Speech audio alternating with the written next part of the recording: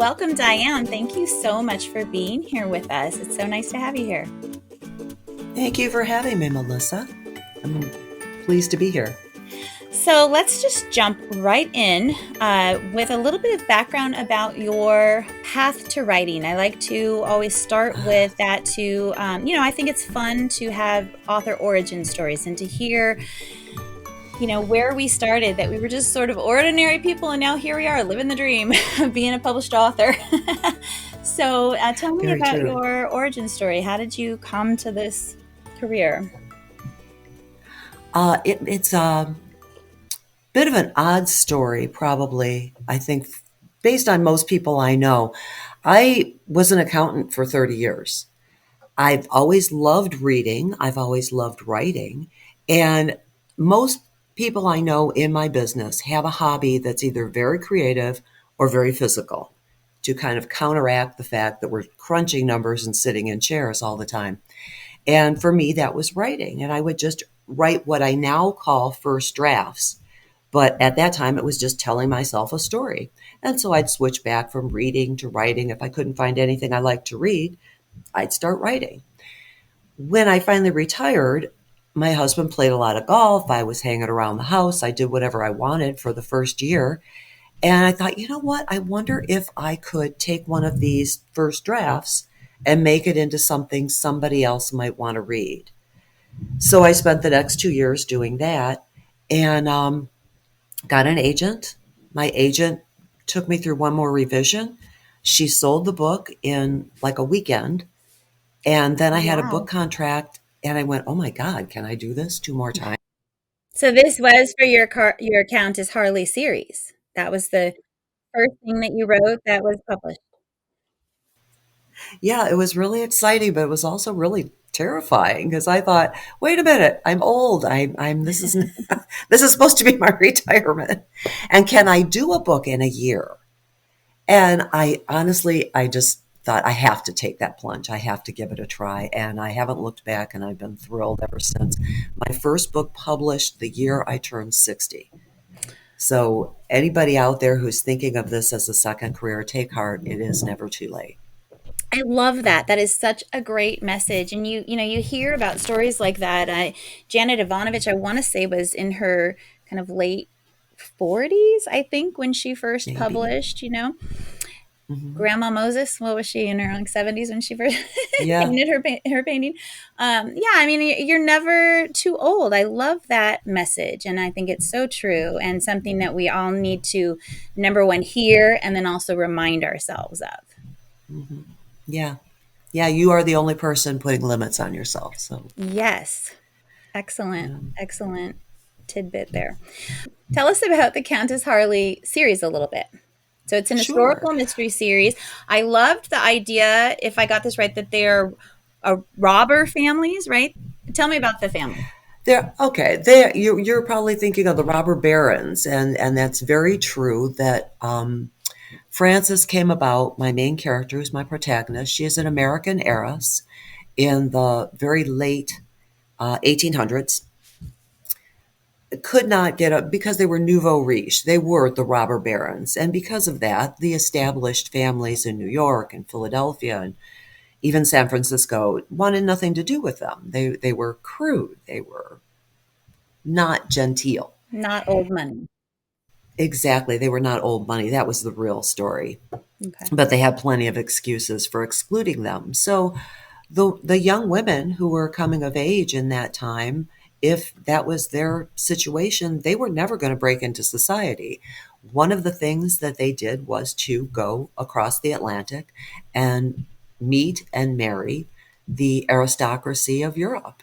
Britain was the number one choice. They, for whatever reason, they really liked those titles. They felt these were real aristocrats, Hmm. not like just some Italian count. This was the real, they were related to royalty. And so that's prior to the book ever starting, that's what Frances did. 10 years down the road, she had married the Earl of Harley. And 10 years down the road, she was now a widow with a young daughter.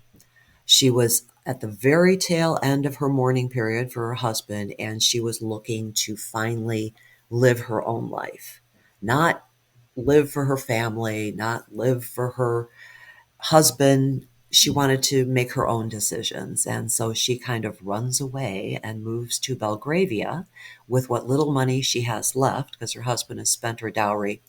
And the problem is all her troubles come right behind her. And she's accused of murder, and her sister visits her. She's going to have a big society entree, a debut, and Frances is supposed to take care of that. So just problems just keep happening. Murder ensues. Frances has to solve the crime, and at the end of book one, she starts thinking maybe she could really do this. Kind of mirroring your own path, right? Mirroring your own path with, can I write another book? Can I solve another crime? That's very true. I think it's really hard to keep ourselves out of our characters. I agree. Our own opinions and thoughts do tend to show up in there. But yeah, so that's the Countess of Harley. Each book takes place in the very late Victorian era. The one I'm writing now, it's actually April of 1900. So they've come into the new century, and there's just so much. I love that era. There's so much invention and industry going on, so much discoveries. But I still haven't come to things like fingerprints yet, Mm-hmm. which is really happy for me because I write an amateur sleuth, Mm-hmm. and I don't have to worry too much about modern crime and crime solving Forensics. and Mm-hmm. forensics. And yeah, exactly. So yeah, I like that historical bit, which is So, really helpful. tell me about the sort of feminist thread that it sounds like goes through the series, because you're talking about a very independent woman at a time when independent women were not really a thing, right? Hmm. The women were very much at the mercy of laws that did not, were not there to benefit them. That's very true. A widow has a lot more freedom than a wife would have, or certainly even an unmarried woman. But they were getting more. And if you read these books, or if you even read histories of the era, they may not seem feminine the way we are today, or Mhm. feminist the way we are today. They might have to sneak. They might have to insinuate themselves into, as Frances does, into investigations because of her rank. And she plays whatever card she needs to play to get the results she needs. And that's kind of her strike for independence. She's fortunate enough to meet a man, and as the series goes on, you find out why he is the way he is, who sees that women are indeed men's equals, if not superiors. Which And is an he unusual theory back then it also. is unusual. So of course he has to have a story too. Hmm. Why does he feel that way? And so yeah, there are probably women were more like us today than we think they were. They just had to push slowly against those barriers. And I often feel like, because I get letters a lot from people who say, well, wait a minute, women couldn't do that back then. And it's, if respectable women did not go to restaurants alone or with other women back then, we still wouldn't be doing it today because we didn't get our rights from what the women who didn't have respect did. The women who just flaunted all of society and did whatever they wanted. We got our rights from the women who just pushed and pushed and Hmm. pushed and Hmm. pushed. And very slowly, I mean, it's slow, it's an evolution, how we evolve. Yeah, And it then ebbs and sometimes we flows. take a step back. Yeah. Yeah. Right. So yeah, it's hard thinking through that era, and it's like, okay, what will she have to go through to accomplish this feat? Hmm. But it's really an education and an experience. I really enjoy writing her. Yeah, she sounds like a wonderful character. Have you watched Miss Scarlet and the Duke on PBS Masterpiece? I hate to say this, that's not one of my favorite. Oh, really? But it has some similar themes in that you have this independent woman in an era when that wasn't a thing, and then you've got the police, law enforcement who, back and forth with his acceptance of Hmm. her, but ultimately, Exactly. he does. Yeah. Yeah. A bit a more extreme. I think Miss Scarlet is she's a little more forceful than I think characters would normally be. And Mhm. then the real extreme of that are the Enola Holmes Mhm. mysteries, which she's just wild, but Yeah. I love them. But it's like, Yeah. no, I really have a hard time believing that one. Yeah. Well, I don't know if we're, yeah, supposed to believe it versus just be entertained, but it's It's very interesting to entertaining. see, I think, where, not necessarily where we started, but where we were at that point compared to where we are now. And as you said, we wouldn't be where we are now if it weren't for those people forging the way for us. And I think it's Exactly. so wonderful to have those types of historical novels, but also just historical cozy mysteries and mystery series that capture that Hmm. in a really accessible way. I do love a good mystery. So do I. Okay, that is a perfect segue into our topic, which is plotting the crime of your mystery. So, what kind of tips and processes do you have to impart? I do have a process. As I said, it took me 2.5 years to write the first book. And then I had to produce the second book in a year. And in like 4 weeks, I had to produce an outline. And I had never outlined anything before. I totally pantsed the first book. So Typical. to I think help that's me, pretty typical. yeah, I think so too. To help me with the outline, I ran into, and this is not my discovery, this is a creation by Rachel Poley. And I've kind of modified it to work for me. But she had a crime plot, which is very typical as if you were doing a journalism story: who, what, where, when, why, and how. So just picture a blank Word document with those headings on it: who, what, where, when, why, how, and you'll crime or plot your crime. The reason I do that is I don't like staring at a blank page, for one. This is just a structure. I write crime fiction. You know there's going to be a crime. It's usually going to be a murder. So this is a structure for me to hang the rest of the story on. And I might not know everything, but I'll be able to answer some of the questions I ask myself. The who are just your cast of characters, and you may not know them all, but you probably know who your victim is. So you'll write victim, and don't just name that person. In the second book, my victim was it's Gossip and Murder, was just someone who kind of surprised Frances. It was a friend of hers, another gently bred widow who lived alone. So I would probably write that. Her name was Mary. She was a gently bred widow who lived alone. She was the victim. She was killed in her home. Who did it? Now that can change, but it's nice if you already know who your culprit is, and then you can kind of describe that person just a little bit. You don't need a whole lot of details, but what kind of person would murder this genteel widow? It doesn't matter, I said, if your culprit stays your culprit, because you're also going to have suspects. So name your suspects, and then a little bit about why are they suspicious? Were they found at the scene of the crime? Were they known to have some animosity with the victim? That type of thing. Just starting to flesh these people out. And another good reason for doing that is your secondary characters become more than just scene fillers. They have a role to play. You know who they are. You know what's going to happen to them. They're going to be suspected. How will they get out of that? So you'll need to kind of flesh those characters out a little bit. But you go through the whole thing. Your investigator. My investigator, for one, is Frances, my main character. So I know a little bit about her. Why is she involved in this? Why is she investigating this crime? So, for each character, you do one of these I sort of do. who, what, when, where, why, how outlines. Exactly. Okay. All right. Exactly. So yeah, you can do it. You can fill out all of your who's and then go down to what and fill all that out. Or you can take each character and go through the whole series with them.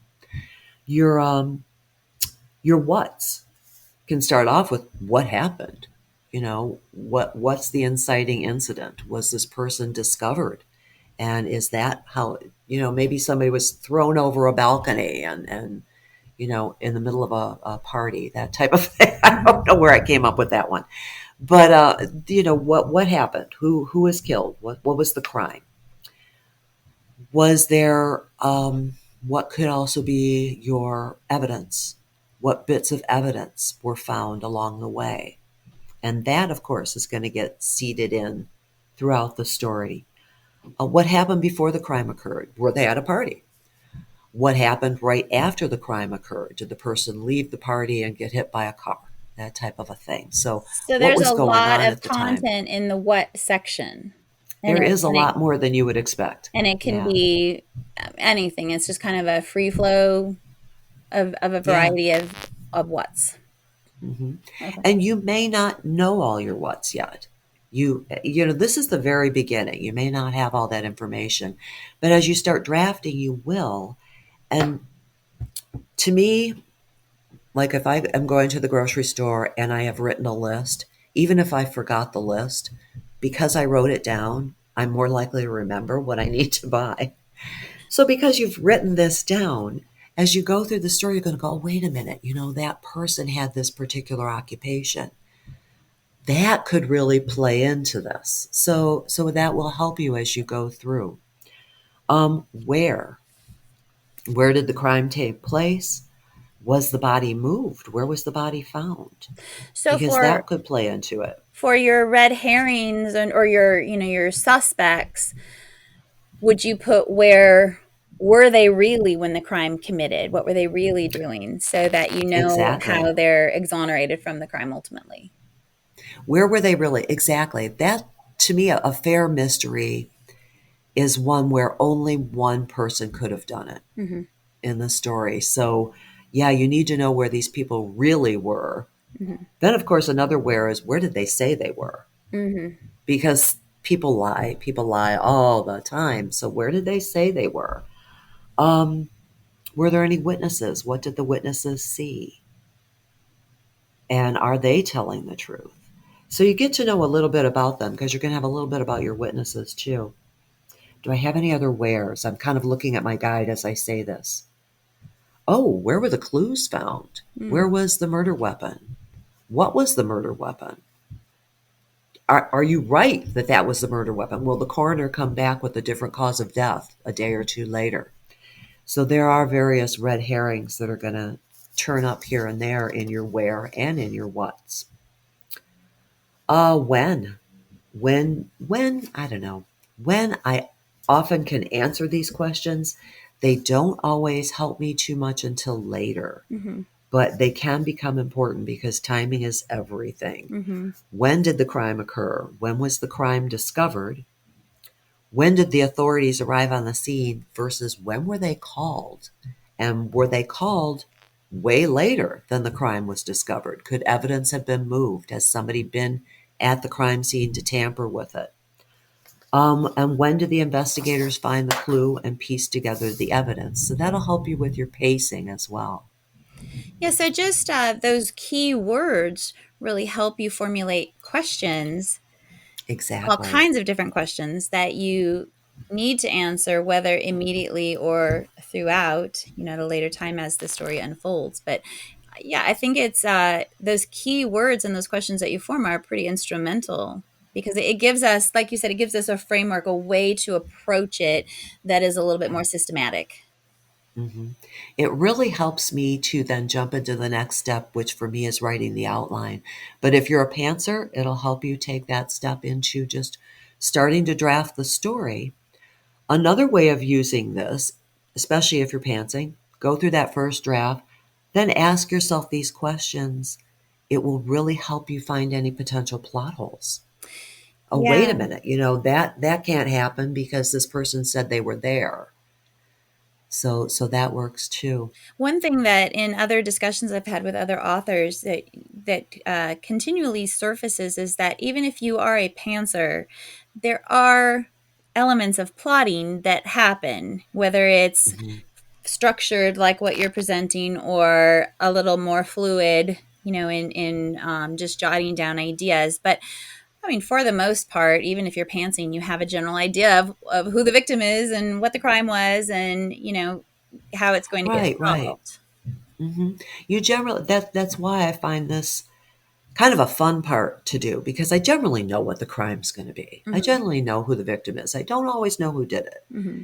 But it's fun because the next question you come to is why. So then you start working on everybody's motives. And that's when you're doing it for all of your characters, you really get to know them before you start drafting. Mm-hmm. And that was one thing that I always felt like I never knew all of my characters until I finished the first draft. Mm-hmm. This helps get you really into their heads a little sooner. Why was the person even at that party? Mm-hmm. You know, what was the party for? How do they know the victim, and why might they want to hurt them? What did they have against them? This could be really, really beneficial too for people like me who write, and then suddenly there's a new character that you hadn't planned on. And you Yes, think, oh, that character's going to play a more important role. And then suddenly that character is dead, for example. And you have to go and ask yourself very explicitly, okay, why did they show up? Why are they dead? What was their purpose here? You have to ask those questions in order to flesh out what is it about this character that brought them on the scene and made them suddenly important when they hadn't been planned before. And if you can't answer I'm those so glad questions, you then said they that. don't deserve a place in the book, right? There have to be answers to those questions Sure. that are connected to the plot. Very true. I've had the characters who began the story, and then I just kept sending them away on some mission. Yeah, yeah, you have to get out of the story because I don't need you right now. Hmm. And then you have to think, do I really need this character at all? Hmm. But I'm so glad that you said that about the character that just shows up, because I always feel like, I'm supposed to be in control of this, but no, sometimes the story just takes its own shape It does. and you go with it, and that is when the person you thought did it didn't really do it, or maybe they end up the second victim, and you're thinking, well, now what do I do? But Right. you can go back and look at this and say, well, wait a minute, this character had a really good motive to kill both those people. Wow, this is what really happened. Because it's amazing how much your subconscious is really at work I was when just you're doing thinking, this yeah, writing. exactly. Yeah. And whenever I get stuck, I know it's because I've gone off track somewhere and I have to set that part aside. I've learned not to write linearly, which is great because it frees me up to then go on to some other scenes. I don't have a writer's block per se, but I might be stuck in one little section and it could take a day, it could take 3 days. The answer could come to me when I wake up in the morning, but it is my subconscious that works through the problem. And all of a sudden I'm going, oh, of course, that's where I went off track, or that's the problem. And it's my subconscious that has figured it out over time. Exactly. I really hope new writers in particular are never afraid to leave a scene like that. Yes. Leave yourself some notes. You know what has to happen. You just don't know how it's going to happen. Hmm. It will come to you. So Yes. you just have to kind of trust that whole subconscious thing. And that did take me a long time to realize Mhm. that I gave myself permission to write out of order, to not just stick with the chronology of the story as I saw it at the time. It was so incredibly freeing to be able to Yeah. move around. Yeah. And for me, as you had mentioned, when that unexpected character shows up, you're going to have to go back and put them in the book earlier. But it's yes, I can handle that. I will get that in there. Mhm. I don't have to say, no, this character's not allowed because I didn't start the book with them that way. Things will change. Mhm. It's kind of a living creature that you're working with right now. It really is. It evolves. The story kind of takes on a life of its own in so many ways, if you let it, I think. In a lot of I, ways, I I think think it's that, good to let it. yeah, because I agree. I think in a lot of ways, stories that I read, books that I read that are so incredibly tightly plotted, and you can see those elements sort of unfold, to me, they often lack a little bit of the surprise or the fluidity, the spontaneity that comes with those surprise moments as an author. So Mhm. I really love how letting your mind be a little bit free as you work through these problems can really positively affect how the book evolves. Yeah, yeah. And I think as a beginner, you do want to kind of block that. Like, well, no, this is the outline I turned in. I have to stick with this. It kind of cracks me up because my editor writes the back of the cover blurb. And before I submit the finished manuscript, he'll write it and then he'll send it to me and say, is this still true? Because he knows I can change it, and I'm just delighted because that means he's given me permission to change it if need be. Right. I've had that happen So too, where they write the back cover copy pretty early. And then I've they written the do. book later, and then I go back to the back cover copy just to give it another read. And I'm like, oh, that changed. That's not the victim anymore. This is, they have to go back and rework some things because Yeah. significant elements have evolved through the writing Hmm. process Yeah. because we've asked But I always, ourselves those questions: who, what, yes, when, where, why, and how, and we've been able to answer them in a way that influences how the book unfolds. exactly. How is often one of the hardest ones to do before you start writing. But as I said, I've got my document, I've got these headings, I've got that information there that I know. And as it evolves, as I figure it out, as I decide how this is going to happen, then I'll fill it in. And it really does help me with editing, with successive drafts, with kind of keeping me from making big plot hole type errors or leaving loose threads. So, what are some of the how questions that you ask yourself? How did the culprit plan it out? Hmm. How did they commit it? Because that's not always the same thing. They may have planned to do this, but somebody came in and they got not caught, but stopped and had to run, so things didn't, so a clue was dropped, that Hmm. type of a thing. Hmm. How was the culprit caught? How did other characters react to the crime? Which I always really enjoy that because that really, again, gives you a good read into who these characters are. Hmm. Did they take charge? Did they start are they the ones who alerted the police? Did they clear the area, or did they slink away? Are they worried? Are they upset? Did they blame somebody else? There's so many things. Crime is crime fiction is, yes, about a crime, but it's also about how crime affects everybody who's involved in it. And it's funny how your characters, we as humans would never do this, but your characters can just start being suspicious of others and thinking, you did it. Oh my gosh, and then your relationship with that other character really changes as that goes through. So, Yeah, because then how did, suspicion and trust yeah, are trust. compromised, right? Hmm. And you do, especially your sleuth is questioning the truth and everyone that they encounter. And yeah, you start, I think, losing faith in humanity a Yeah. little bit until the truth is realized and you're able to shake it off and say, okay, no, clearly, obviously, that didn't happen. And as a writer, you want that to happen. You want that suspicion. You want that mistrust. And it's in answering that, how did the characters react, kind of adds those nuances Hmm. throughout the story, because they're going to do something that makes you trust them, and they're going to do something that makes you mistrust them. Right. And you, the reader, have to decide. And then I think the core how question I think you mentioned first was how is the crime actually committed? Hmm. Writing mysteries, crime fiction, I think that is just one of the most essential elements that you need to know how the crime was committed. You need to know who Yeah. did it and how it happened before you start writing. I liken it to, as I mentioned before, I was a classroom teacher, middle school, high school classroom teacher. And when you're lesson planning, you backwards map. So you start with the end goal and then you work backwards thinking, okay, now how do I get there?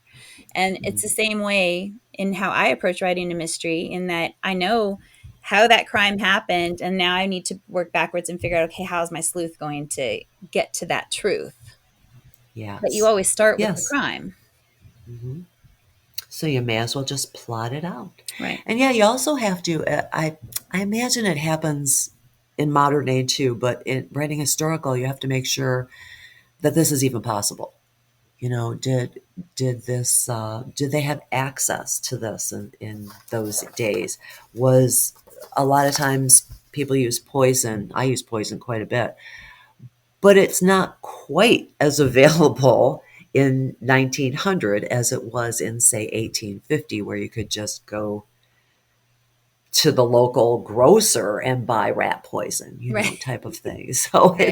it's you have to know those types of things. Is this even possible? How fast does that work? But so yeah, there's a little bit of work involved in that too. Yeah, I did a chat with Heather Redmond, who's an historical author of the Charles Dickens Dickens of a Yes. Crime series, and we talked Hmm. about researching for historical mystery specifically, and we talked quite a bit about that same point that you have to research and be authentic because your readers expect that and they Yes. want that authenticity, and you don't want to get those emails saying, well, that couldn't have happened, and have them be right because you didn't do your research. Right. It's funny though, a little nod on that. It's always the little things that I tend to slip up on. Um, I'll make sure I've got the details of the technology. How do you turn on the lights when you walk in this room? That type of a thing. Mm. And definitely always about the murder and the crime and the investigation. But I'll get something wrong. Like I think in one book I mentioned a specific bird out the window that Francis is listening to. Oh, isn't that sweet? And then somebody wrote me and said, no, they do not exist in London. It's like, oh, great. Really? So, okay, all right. It was a geography thing rather than a history thing, but it's I always the imagine it's little for things that trip every you up. little thing when you're writing historicals because Hmm. what kind of floor is there? Well, Yeah. like you said, the light switch, the lighting, how do you light a room? Just every little thing Yes. you have to know if Un- you're going to have a until it, description. yeah, until it becomes ingrained as you're writing, it's every few paragraphs you have to stop and think, okay, how did they do that? And then you've got to look that up. Okay, how did they do that? Okay, all right, now I've got that. You go on. Yeah. Oh, wait a minute. She paid her a £2 note. Would that have been a note? Would it have been paper? Would it have been a coin? What did it? So after a while, you get to know this. Mhm. And I think the last thing was most recently was the color of money at that time because I Oh, had determined, okay, it's paper. And then I just mentioned somebody folded the green bill and I went, wait a minute, it probably wasn't green. I yeah. got to look this up. So you get caught on all sorts of things, but that's Yeah. a bit of an aside. Yeah. The worst thing would be being caught on how the crime was committed or how the crime was investigated. Yeah, the You want to biggies. get that right. Yeah. Hmm. Okay, well, this has been so great. So I love the structure of that journalistic approach of who, what, when, Yeah, where, why, and how. And I think that inherently I already do that, but I haven't ever it's approached it in that sort of structured of a plan, mhm. which I think I'm going to start using because you're always asking and answering questions throughout the writing process, but to be able to sort of front load that as much as possible. And like you said, you've figured it out. So now it's in your mind Mhm. ahead of time, which means you can rely on that information and kind of the nuance comes through as you're writing because you've thought about it, You which now is, have a direction. yeah, Mhm. that's wonderful. Yeah. Such a great Yeah. tip. Well, thank you so much. I think it's worth a try. Eventually, even if you do it, it will evolve to a format you work with. So it won't be the same as mine. Mine wasn't the same as Rachel's. It will evolve. I love that too. That's a great way to sort of end our talk. And that's something that comes up over and over again with authors that I speak with. And that is that there are all kinds of ways to do things, all kinds of ways to write a character, to plot a scene, to plot a mystery, to, create a story arc. Ultimately, you have to find the way that works for you. And what works for somebody Exactly. else may not work for you. It may not. You have to find your own way, though. There is nothing is written in stone. You must do it this way. No, no one thing will work for everybody. Right. Which is Mhm. why there are so many, which is why so many authors have so many great tips and ways to help aspiring authors and new authors to really, grow in their craft because you get to try all kinds of different things and figure out what that thing is that works for you or some sort of hybrid. Maybe you're blending, I learned this from Heather and I've learned this from Diane and I've learned this from Libby, and I can combine all of these together and I've created my own way of doing things. Exactly. That's what makes this podcast so wonderful is that no matter what level you're at, there's something that will spark a desire in you to, I'm going to try that. Yeah. So yeah, it's really very worthwhile. It's so true when you say that because, my 28th, 29th book comes out this month. And I am always growing and learning. And I talk with people like you and I get a new idea and I'm thinking, okay, I'm going to try that. I'm going to use this who, what, when, where, why, how next time. And that's a whole new approach and, a formalized approach and I'll see how it works. I've written a lot of books. So, I don't necessarily need to do that, but it's a new idea and I get excited about that and it kind of Yes, re-energizes. So wherever you are on your journey, I do think that you can grow and learn from other people. absolutely. This has been great. Thank you, Diane, for being here so much. I really appreciate it. And I know our Well, thanks. listeners do too. Thanks for the great conversation, Melissa. I've enjoyed it. Real quick, what is your next release? What are you working on right now? I what the next one coming out will be a newlyweds guide to fortune and murder, and that comes out next summer, June 27th. I just released a bride's guide to marriage and murder, so you can see the theme Yeah, as it's going the forward. titles and the covers are just so great. I love them. Yeah, I got really, really lucky with my cover artist. She is just fabulous, and I agree. Yeah. Okay, well, again, thank you for being here, and everyone, thank you for listening. As a reminder, WriterSpark has writing-centric merchandise. The link to the WriterSpark TeePublic storefront is in the show notes. Grab a hoodie, a t-shirt, a mug, or something else writery. They're great fun. Get something for yourself or for other writers in your life. Also, visit the WriterSpark website so you can find everything about WriterSpark courses, content, and all the other information at WriterSparkAcademy.com. Come back for more tips and tricks about fiction writing and learn more about our online courses at WriterSparkAcademy.com. I'm Melissa Bourbon. Thank you for listening, and until next time, happy writing.